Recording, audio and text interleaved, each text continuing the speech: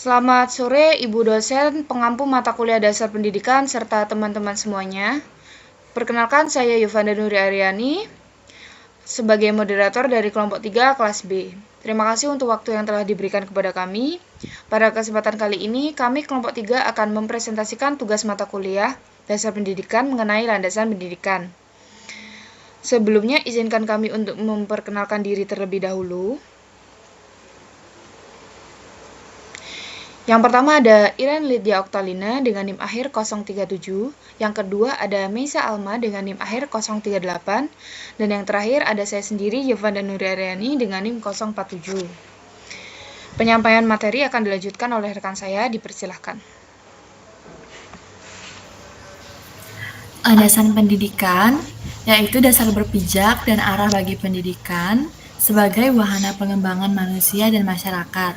Landasan pendidikan berfungsi sebagai titik tolak atau acuan bagi para pendidik atau guru dalam rangka melaksanakan praktik pendidikan atau studi pendidikan.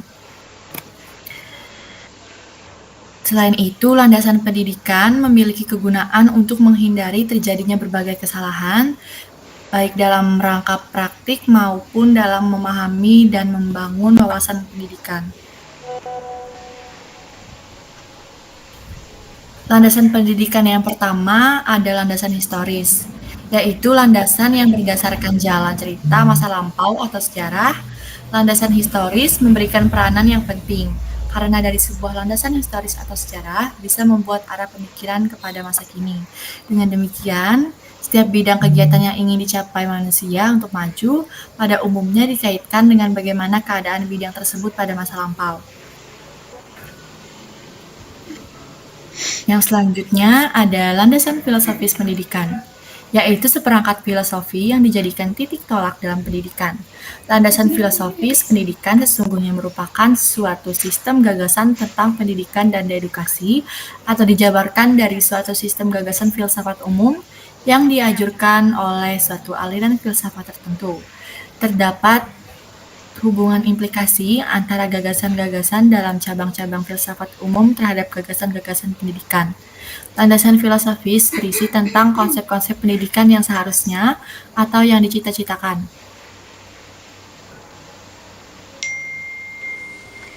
Baik, selanjutnya saya akan membahas tentang landasan psikologis.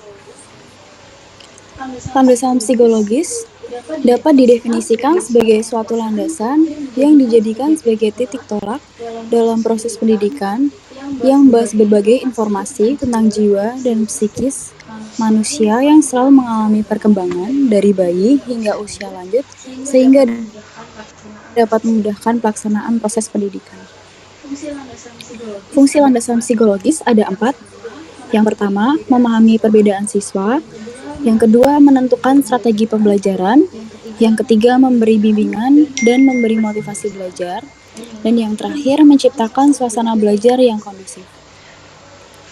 Landasan psikologis berupa keberagaman, gaya belajar, karakteristik, permasalahan, potensi, dan keunikan. Selanjutnya ada landasan sosiologis. Landasan sosiologis pendidikan adalah seperangkat asumsi yang dijadikan titik tolak dalam rangka praktek dan atau studi pendidikan yang bersumber dari hubungan antara manusia dan struktur sosialnya. Sosiologi pendidikan meliputi interaksi guru-guru dengan siswa, dinamika kelompok, kelas atau sekolah, struktur dan fungsi pendidikan, dan sistem-sistem masyarakat dan pengaruhnya terhadap pendidikan. Fungsi landasan sosiologis pendidikan ada 3. Fungsi yang pertama, identifikasi fakta sosial terkini tentang pendidikan dan hubungannya dengan pendidikan. Yang kedua, penelitian lintas budaya dan komparatif dalam berbagai jenis. Yang ketiga, investigasi ruang kelas dan sekolah sebagai fungsi sosial sosiologis.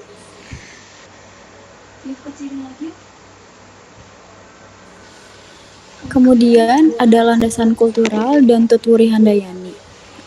Landasan kultural adalah landasan yang lebih menekankan kepada nilai-nilai kebudayaan bangsa, yaitu suatu kultur budaya yang menjadi jati diri bangsa yang telah ada sejak zaman dahulu dan tidak terpengaruh oleh unsur budaya lain. Landasan kultural contohnya Tutwuri Handayani yang mengandung arti pendidik dengan kewibawaan yang dimiliki, mengikuti dari belakang dan memberi pengaruh, tidak menarik-narik dari depan, membiarkan anak mencari jalan sendiri, dan bila anak melakukan kesalahan baru, pendidik membantunya.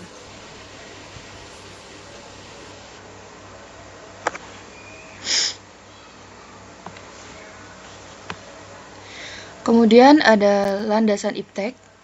Ilmu pengetahuan dan teknologi mendukung tanggung jawab untuk membudayakan eksistensi kehidupan manusia. Artinya, dengan peralatan ilmu pengetahuan dan teknologi, manusia semakin lebih berpeluang untuk menciptakan perubahan-perubahan yang bermanfaat bagi kehidupan yang lebih berkembang dan maju. Dengan adanya teknologi, manusia mampu menciptakan berbagai mesin dan alat-alat elektronik yang bisa menunjang pendidikan. Berdasarkan materi yang telah dipaparkan, dapat disimpulkan bahwa landasan pendidikan diperlukan dalam melakukan analisis krisis terhadap kaidah kebijakan dan praktik pendidikan. Tanpa landasan, praktik pendidikan tidak akan jelas arahnya dan dapat menyebabkan kesenjangan pendidikan.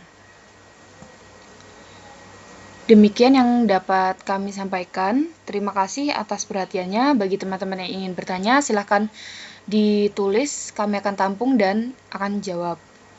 Kiranya apa yang kami sampaikan boleh bermanfaat bagi kita semuanya.